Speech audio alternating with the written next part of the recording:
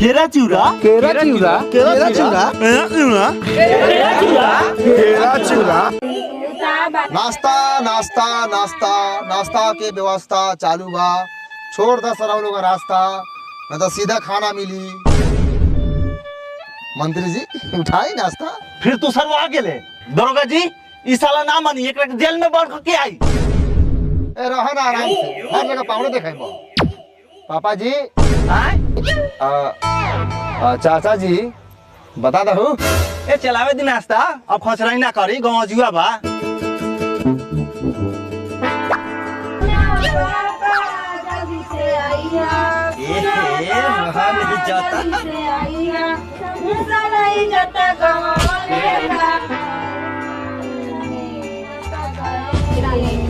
number